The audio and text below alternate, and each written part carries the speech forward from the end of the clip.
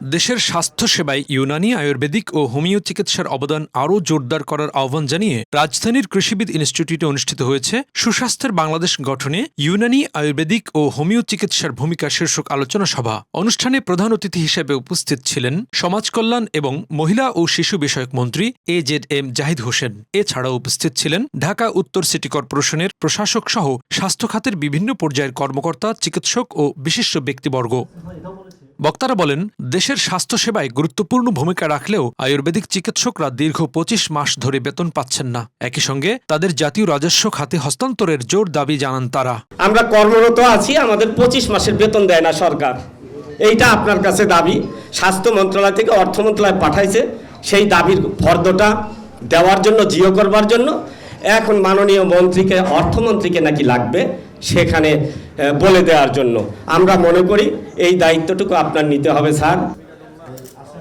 অনুষ্ঠানে ঢাকা উত্তর সিটি কর্পোরেশনের প্রশাসক বলেন, অতীতে অপরিকল্পিত নগর পরিকল্পনার কারণে রাজধানীতে জলাবদ্ধতা ও পয়ঃনিষ্কাশন ব্যবস্থাপনায় নানা সংকট তৈরি হয়েছে। এসব সমস্যা সমাধানে বিভিন্ন মন্ত্রণালয় সমন্বিতভাবে কাজ করছে বলেও জানান তিনি। ডেঙ্গু পরিস্থিতি মোকাবিলায় জনগণকে আরও সচেতন হওয়ার আহ্বান জানিয়ে তিনি বলেন, স্বাস্থ্য মন্ত্রণালয়ের ঘোষিত ডেঙ্গু মশা নিধনের ক্যাপসুলের বিষয়টি স্বাস্থ্য মন্ত্রণালয়ের।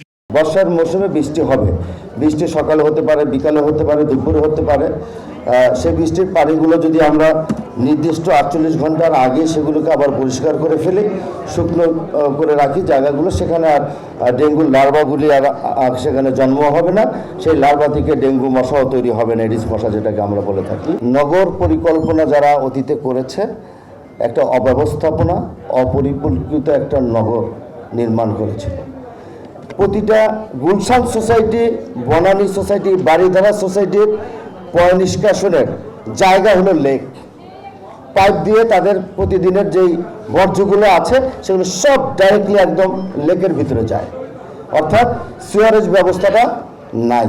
ক্যাপসুলের বিষয়টা একটু আগে বলেছি, যেটা স্বাস্থ্য অধিদপ্তর থেকে, স্বাস্থ্য মন্ত্রণালয় থেকে একটা উদ্যোগ গ্রহণ করেছে। সেটা আমাদের সিটি কর্পোরেশনের প্রধান স্বাস্থ্য কর্মকর্তা সেই মিটিংয়ে উপস্থিত ছিলেন। সেটাকে অতি দ্রুত সেটা স্বাস্থ্য মন্ত্রণালয় থেকে এই ব্যবস্থাটা করবে, এটা আমাদের কোনো বিষয় নয়। প্রধান অতিথির বক্তব্যে AZM জাহিদ হোসেন বলেন, সরকারের নির্বাচনী ইশতেহার অনুযায়ী প্রাথমিক স্বাস্থ্যসেবা নিশ্চিত করাই অন্যতম অগ্রাধিকার। তিনি বলেন, ইউনানি, আয়ুর্বেদিক ও হোমিও চিকিৎসকদের পাশে সরকার সবসময় রয়েছে এবং এই চিকিৎসা ব্যবস্থার পরিধি আরও সম্প্রসারণে গবেষণা বাড়ানোর দিকে নজর দেওয়ার কথা জানান তিনি।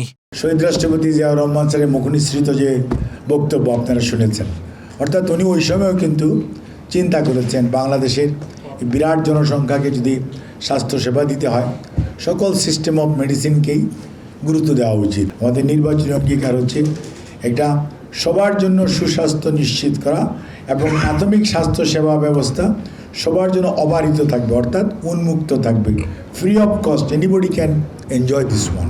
আরেকটা হচ্ছে জরুরি স্বাস্থ্য ব্যবস্থা, যাতে সবাই জরুরি স্বাস্থ্য ব্যবস্থাটা বিনা পয়সায় গ্রহণ করতে পারে দেশের যে কোনো অঞ্চল থেকে।